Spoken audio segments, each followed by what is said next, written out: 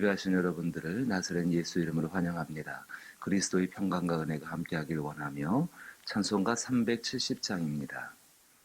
할렐루야. 하나님께 예배하신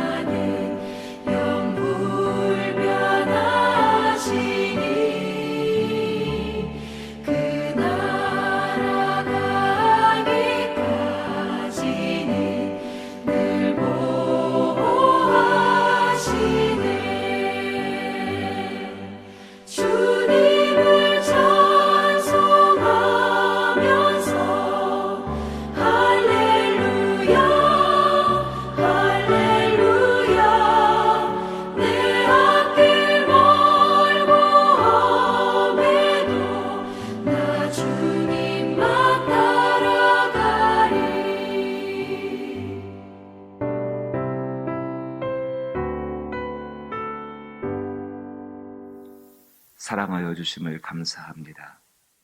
돌보아 주심을 감사합니다.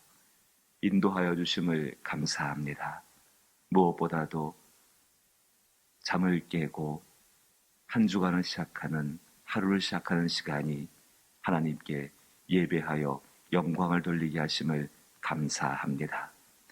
놀라우신 그리스도의 보혈의 능력이 우리와 함께 하심도 감사합니다. 세상을 이길 수 있는 은혜를 얻게 하심도 감사합니다.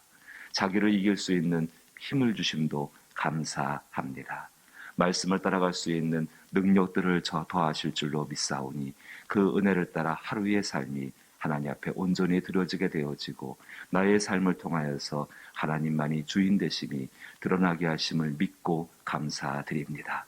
우리의 기도를 받으시고 우리 가운데 평안케 하여 주옵시고 낙심하지 아니하고 오히려 간구함으로 말미암아 하나님의 일하심을 경험할 수 있는 저희들 되게 하여 주옵소서. 예수님 이름으로 기도하옵나이다. 아멘. 오늘 함께 대하실 말씀은 역대상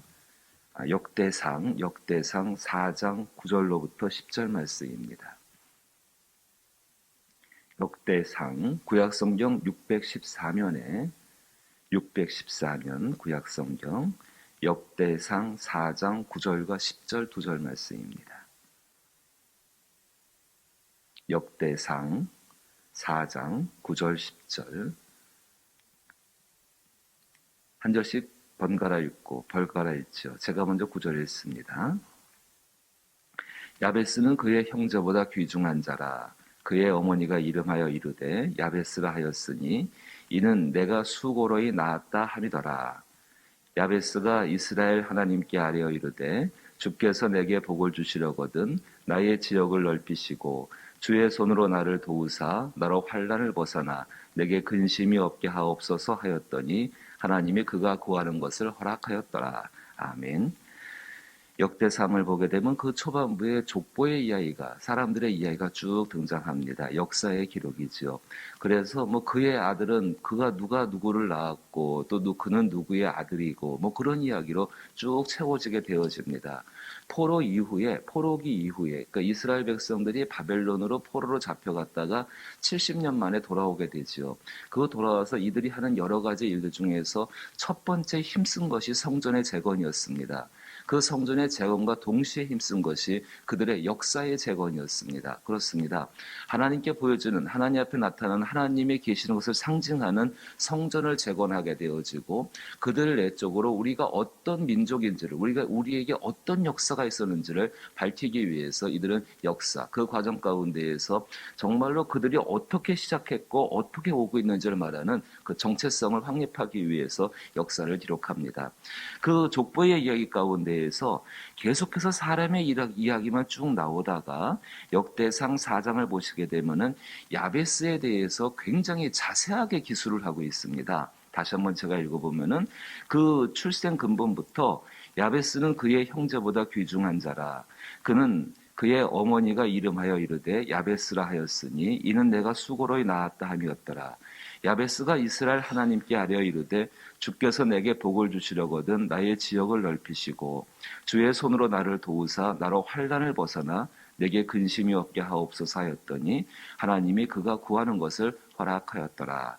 정말로 사람 편에서 본다고 한다면 복을 구하는 기도이고 그 복을 구하는 기도 가운데에서 나의 지역을 넓히시고 주의 손으로 나를 도우사 나로 환난을 벗어나 내게 근심이 없게 하옵소서. 아마 많은 문구들, 이 문구들을 가지고 기도하기도 하시고 또 이렇게 되기를 바라고도 있는 것 같습니다. 그리고 한 걸음 더 나가서 그렇게 이 야베스가 기도했는데 더 감사한 것, 하나님이 그가 구하는 것을 허락하셨더라. 그의 기도가 응답되고 있는 것을 분명히 그들의 역사 한 복판 가운데에 기록을 하고 있다는 것입니다. 얼마나 이 사건이 중요했으면 이렇게 정말 세세하게 그저 이름 한 줄 올려도 그게 귀한 것인데 이렇게 자세하게 기록을 했을까? 더 은혜로운 것은 야베스의 이름의 뜻이 내가 수고로이 낳았다. 고통 가운데 낳았다. 정말로 원치 않은 아이였다. 굉장히 이 아이 때문에 수고로이 나왔다. 어떤 수고가 있는지는 모르겠지만은 그 수고가 보통 수고는 아니었던 것은 분명합니다. 정말로 이런 사람이 그 사람이 궁극적으로는 어떤 형제보다 귀중한 자가 되어진 것.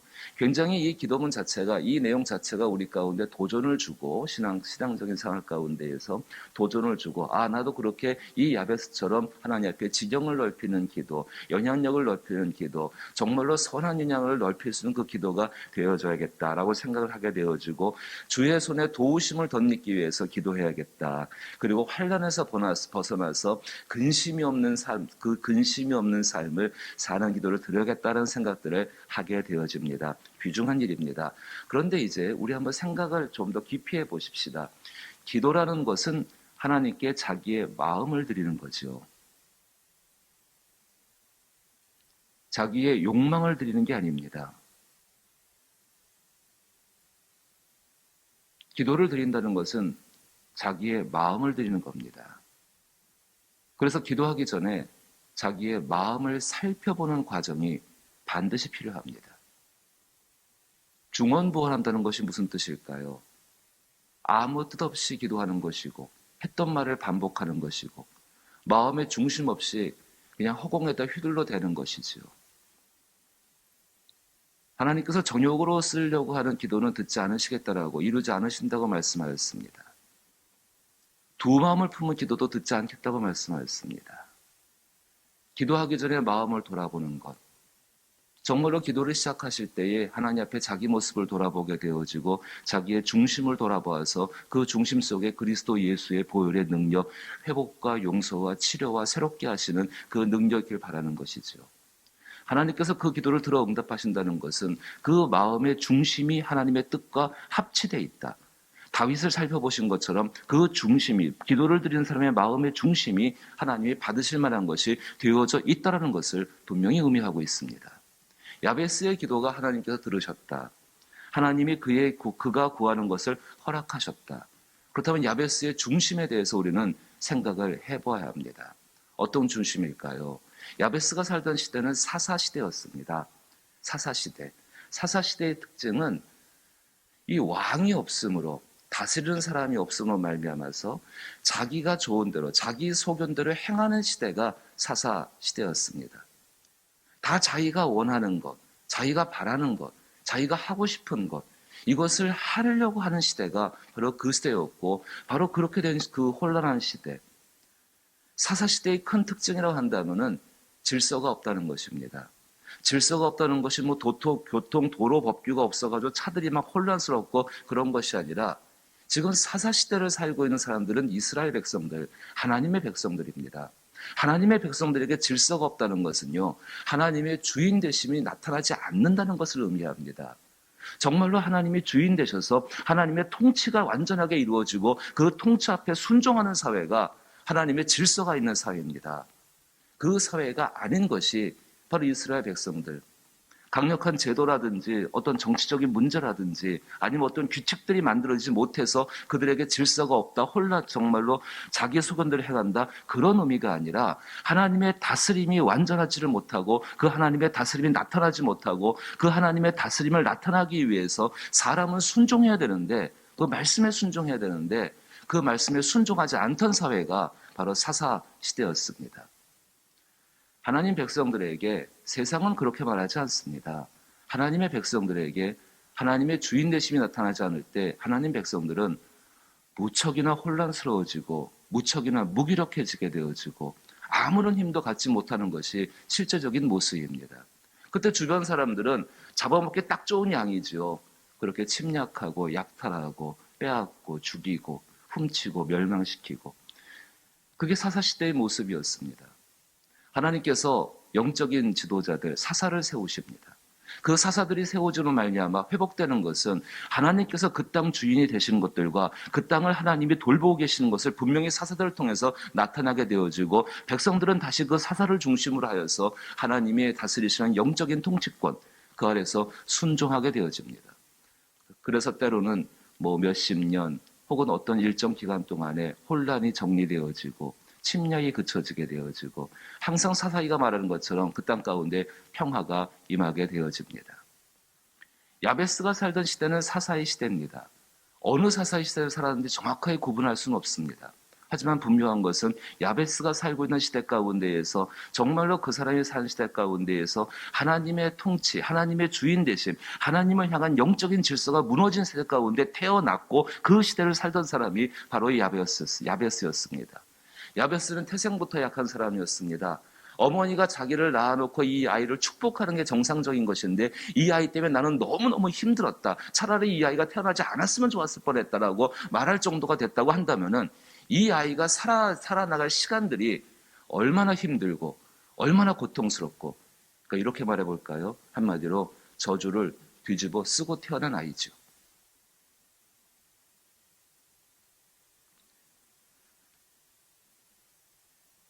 이 아이가 구할 것이 뭐가 있겠습니까?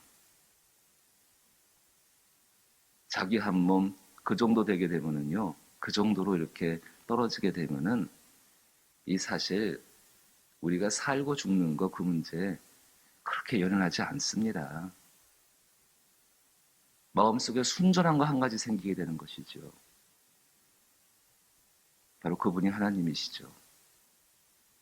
희미하지만은, 잘 알지 못하지만은, 내가 수고로이 낳았다고 하는 말하는 그 어머니가 이 아이에게 하나님을 자세히 가르쳐 줬을까요?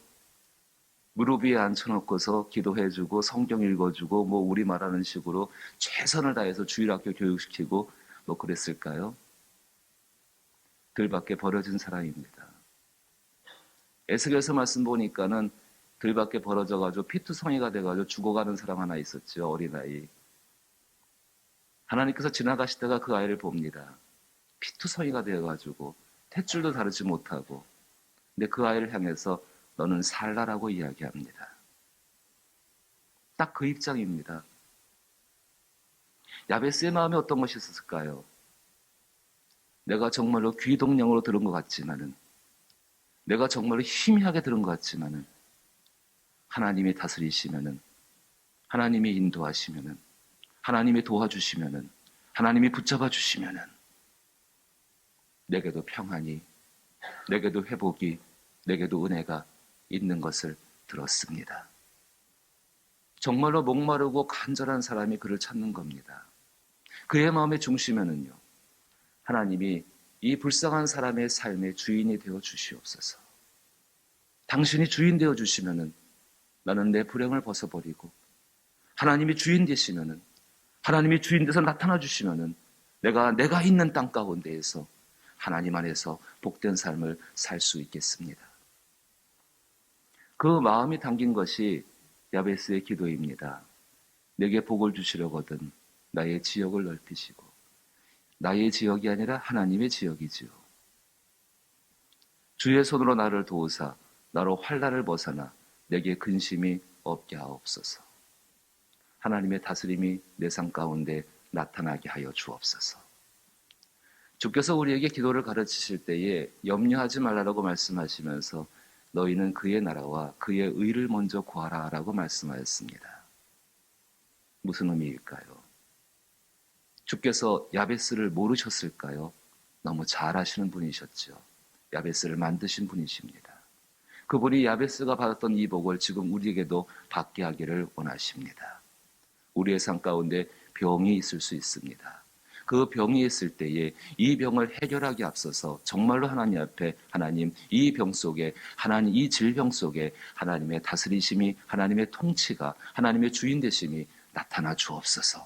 그분은 반드시 나타내시고 일을 이루실 줄로 믿는 것입니다. 혼란이 있습니까? 어려움이 있습니까? 절망적인 문제 앞에 부딪혀 있습니까? 그때 우리가 구할 것은 내 입장에서 구하는 것이 아니라 나는 이미 주께 속한 사람이고 나는 정말로 연약한 사람이고 나는 주의 도움 없이는 살 수 없는 사람이어서 하나님이여 내 삶 가운데에 이 환경 가운데 이 상황 가운데 이 나라 가운데에 이 교회 가운데에 하나님의 주인 되심을 나타내 주시옵소서. 그리하여 이 땅이 내가 있는 머무는 장소가 하나님의 땅이요 하나님의 집이 된 것을 분명히 알게 하여 주옵소서.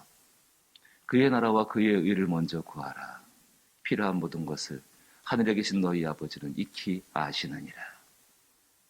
이 말씀을 생각하며 야베스처럼 주여 나의 장막 가운데에 나의 삶 가운데에 하나님의 주인 되심이 오늘도 풍성하게 나타나게 하시고 은혜를 베푸셔서 나도 그 주인 되심을 나타내는 도구로 쓰임받게 하여 주옵소서. 기도할 수 있는 저와 여러분 될 수 있기를 주의 이름으로 부탁드립니다. 함께 기도합니다. 주기도문으로 예배 마칩니다. 하늘에 계신 우리 아버지여, 이름이 거룩히 여김을 받으시오며 나라의 임하옵시며 뜻이 하늘에서 이룬 것 같이 땅에서도 이루어지이다. 오늘날 우리에게 일용할 양식을 주옵시고 우리가 우리에게 죄 지은 자를 사하여 준 것 같이 우리 죄를 사하여 주옵시고 우리를 시험에 들게 하지 마옵시고 다만 악에서 구하옵소서. 대개 나라와 권세와 영광이 아버지께 영원히 있사옵나이다. 아멘. 얼마나 우리가 하나님 앞에 회개할 것이 많은지, 그 회개할 때 참 중요한 것이 마음의 중심을 생각하지 않고 그저 우리의 욕망과 우리의 소유만을 들여서 마치 하나님 앞에 우리가 무슨 채권을 요구하는 것처럼 당연히 뭐 그래야 되는 것처럼 그건 아니라고 생각합니다. 아닙니다. 우리는 하나님께 속해 있는 사람이고 우리가 정말로 주 앞에 기도해야 될 것은 하나님이여 나의 삶과 우리의 가정과 교회와 이 땅을 통하여서 하나님의 주인 되심이 나타나게 하여 주옵소서. 마음의 중심을 생각하고 기도하고 또 한 걸음 더 나가서 그의 다스림이 이루어지길 위해서 기도할 수 있는, 그리고 한 걸음 더 나가서 그 다스림 가운데에 순종할 수 있는 능력을 달라라고 기도할 수 있게 되기를 부탁을 드립니다.